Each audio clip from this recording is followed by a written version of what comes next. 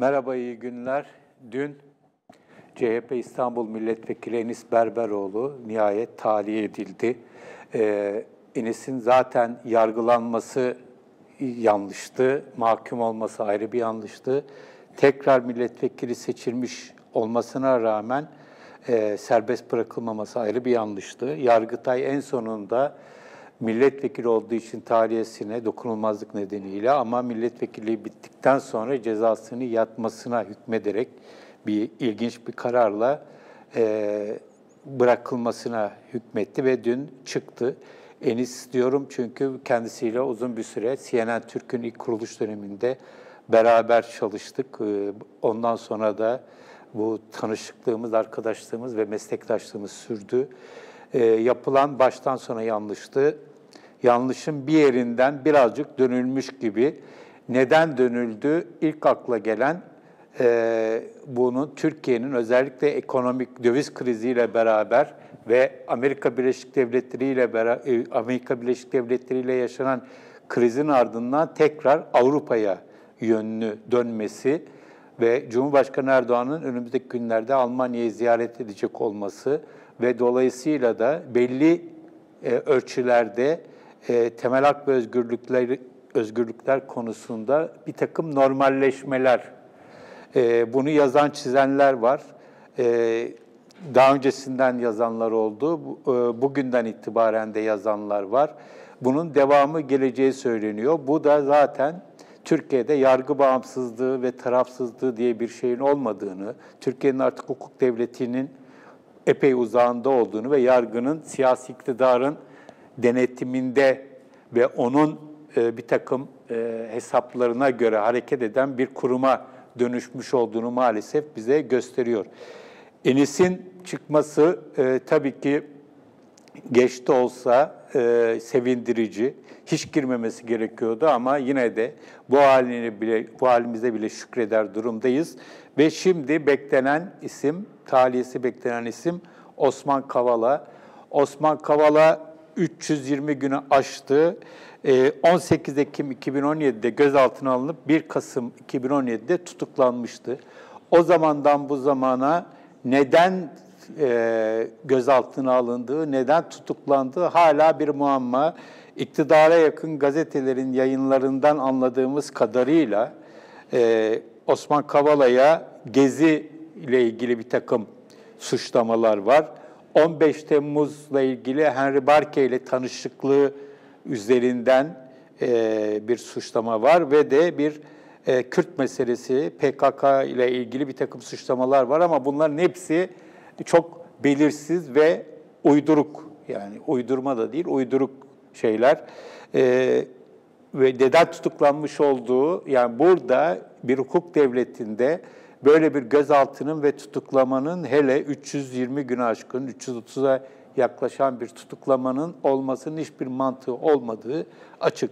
Osman Kavala'nın tutuklanmasının en önemli nedeni onun Türkiye'de temel hak ve özgürlükler konusunda, kültürel alanda ve Kürt sorunu alanında gerçekten çok takdire şayan işler yapması ve bütün bunları yaparken Türkiye'nin batıdaki müttefiklerinde Avrupa Birliği başta olmak üzere çok iyi ilişkilerinin olması, oralarda da tanınan, bilinen, uluslararası sivil toplum camiasının yakından tanıdığı, aynı zamanda akademinin yakından tanıdığı, bir de tabii eşi Profesör Ayşe Buğra'nın Boğaziçi Üniversitesi'nde ekonomist, onun ayrı bir prestiji ve saygınlığı, bütün bunlarla beraber Osman Kavala'nın Türkiye'de yaşanan, son dönemde yaşanan demokrasiden, temel hak ve özgürlüklerden ve hukuk devletinden alabildiğine uzaklaşmanın en sembol isimlerinden biri haline geldiği çok açık bir şekilde ortada. Osman Kavala, Kavala ailesi Türkiye'nin en köklü girişimcilerinden, sermaye gruplarından birisi. O ailenin babasının ölümünün ardından genç yaşta işlerin başına geçiyor ama hep bir klasik bildiğimiz sermayedarlardan farklı bir duruşu var. Sola yakın bir isim, soldan bir isim. Özellikle 12 Eylül sonrasında Türkiye'de ilk özgürlükçü arayışların olduğu dönemlerde bir takım riskler alarak, bir takım inisiyatiflerde yer almış birisi. İletişim Yayınları bunlardan birisi örneğin. Daha sonra önemli Türkiye'nin sivil toplum kuruluşlarının kuruluşunda görev almış birisi ve bunları sürdüren birisi ve kendisi zaten Anadolu kültürle özellikle bu konuyu tamamen hayatını bu işlere büyük ölçüde adamış bir isim. Yani bu yabancı dilde altruizm dedikleri, Türkçe'ye de diğerkam olarak çevrilen, aslında rahatı yerinde, kendi derdi olmayan dertlerle dertlenen gerçekten örnek bir isim. Örnek bir isim olduğu için ve Türkiye'de hiçbir iyilik cezasız kalmadığı için Osman Kavala da tabii ki devletin şiddetini, devletin öfkesini üzerine çekti. Cumhurbaşkanı Erdoğan birkaç kere Osman Kavala'ya adını andı, onunla aşağıladı açıkçası. Aşağıladığını sandı daha doğrusu ama aşağılayabildiğini sanmıyorum. Özellikle onun George Soros'la olan ilişkisinden hareketle onu Türkiye'nin Soros olarak adlandırdı ve zaten onun destekçileri de benzer bir şeyi yapıyorlar. Osman Kavala'nın bu süre içerisinde çok fazla sahiplenen kişi olmadı. Bunun bence en önemli nedenlerinden biri kendisinin mütevazi bir kişiliğe sahip olması, bütün bu faaliyetlerini yaparken çok fazla öne çıkmak istememesi, medyaya çok fazla çıkmaması, yani çok kabaca az laf çok iş olan birisi. Böyle olunca da çok da fazla ilgililerin dışında insanların bilmediği birisi. Ama bir diğer husus da şu, durup dururken Sudan bahanelerle Osman Kavala'nın tutuklanması tam bir devlet operasyonu olduğu belli. Dolayısıyla onun yanında yer almak, ona bir şekilde destek vermek de çok riskli. Ama buna rağmen bir takım destekler olduğunu görüyoruz. Osman Kavala için açılmış olan web sayfasını ziyaret ettiğinizde kendisinin uluslararası kuruluşların, sanatçıların, akademisyenlerin, lise arkadaşlarının, Robert College'den arkadaşlarının bayağı bir destek verdiklerini, özellikle Silivri'ye gidip Silivri'de onun için pankart açtıklarını biliyoruz. Destek vermeyenlerin başında da tabii ki Türkiye'nin sermayedarları geliyor. Türkiye'nin sermayedarları, Türkiye'nin burjuvazisi birçok konuda olduğu gibi son dönemde tam bir deve kuşu politikasını Osman Kavala konusunda da izliyorlar. Bu anlamda zaten çok utanç verici bir sicili olan Türkiye burjuvazisinin bu olayda iyice siciline çok kara bir lekenin daha eklendiğini özellikle vurgulamak istiyorum. Bir ülkede sonuçta kapitalist bir ülkede yaşıyoruz. Ben kendini solcu olarak gören birisiyim. Dolayısıyla benim tercihim emekçilerden yana ama bir realite var. Türkiye'ye kapitalist sistem var ve burada da sermayedarlar bu işi götürüyor. Ve sermayedarların en önemli zemini ülkede belli bir hukuk düzeninin olmasıdır. Dünyanın her yerinde böyledir. Hukukun olmadığı yerde sermaye de yatırım yapmaz, ürker, başına geleceklerden korkar. Her şey bir yana. Burada tamamen hukuk dışı bir uygulamayla kendilerinden birisi her ne kadar duruşuyla, yaptıklarıyla, faaliyetleriyle Türkiye'deki sermayedarların hemen hemen büyük bir kısmından çok farklı olsa da sonuçta kendilerinden birisi, köklü bir sermaye grubunun önde gelen bir ismi, bir ailenin önde gelen ismi ama gıklarını bile çıkarmadılar. Neden çıkarmadılar? Çünkü kendilerine de başlarına bir şey gelebileceğini düşündüler. Ama o meşhur sloganla sıranın pekala kendilerine susarak daha çabuk gelebileceğini de görmek istemediler. Böyle çok kötü bir sicil var. Tabii ki Osman Kavala onlara muhtaç değil ama Türkiye'nin sermaye sınıfı, sermayedarları Osman Kavala gibi isimlere muhtaç. Onların özgürlüğüne ihtiyacı var. Onların özgür olmadığı bir yerde kendileri de özgür değil. Ve orada sessiz kaldıkları zaman, kendilerinde de yarın öbür gün bir şey olduğu zaman kimse onlar için kıllarını bile kıpırdatmayacaktır. Bu sadece Osman Kavala ile ilgili bir olay değil.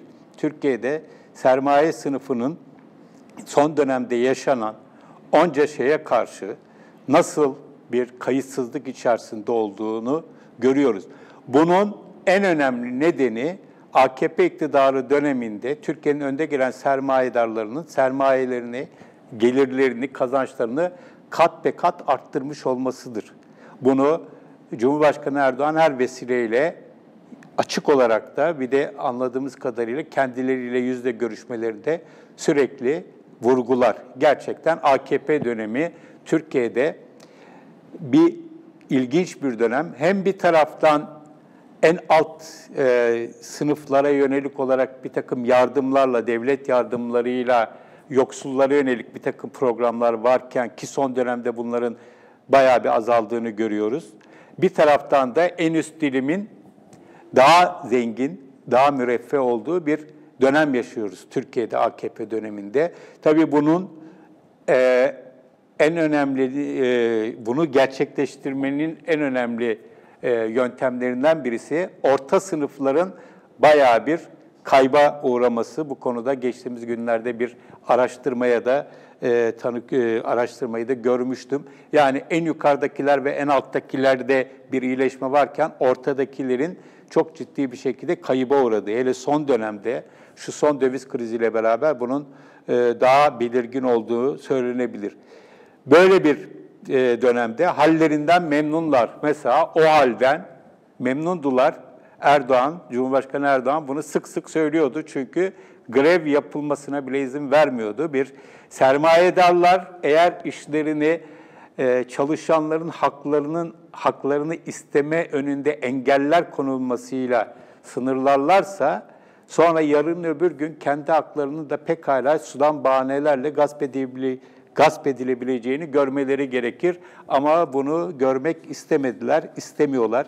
Yarın öbür gün Türkiye bunları atlatacak. Türkiye eminim daha demokratik, daha özgür, hukuk devletine tekrar kavuşmuş bir ülke olacak ve o zaman biz de bu dönemin insanlarının, bu dönemin sermayedarlarının yarın öbür gün aslında kendilerinin bu tarihlerde, şu içinden geçtiğimiz dönemde nasıl rahatsız olduklarını, aslında nasıl çırpındıklarını vesaire bunların hikayelerini dinleyeceğiz. Her meslek grubunda bu var. Gazetecilikte de şu anda zaten görmeye başladık. Bir süredir uçuş vermeye başladı. Aslında yapılanların yanlış olduğunu söyleyenler var. Sermayedarlar da bunu yapacaklardır ama bunu Osman Kavala'nın yüzüne karşı, o talih olduğunda, özgür olduğunda yüzüne karşı söyleyebilecekler mi açıkçası çok merak ediyorum. Osman Kavala ki kendisini tanıyorum, çok yakın dostum olmasa da bir hukukumuz var ve sevdiğim birisidir ve takdir ettiğim birisidir.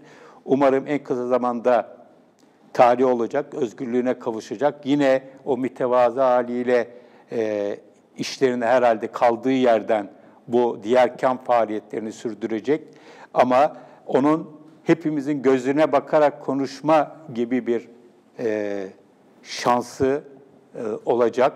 Ama bugün ona sahip çıkmayan insanların ona ve başkalarının gözlerinin içine bakarak konuşma gibi bir şansları olabileceğini sanmıyorum. Böyle kötü bir sınav veriyorlar. Aslında sınav bile vermiyorlar. Sınava bile girmiyorlar. Böyle bir sınavı kabul bile etmiyorlar. Bu ayıp da onlara yeter diyelim. Evet, söyleyeceklerim bu kadar. İyi günler.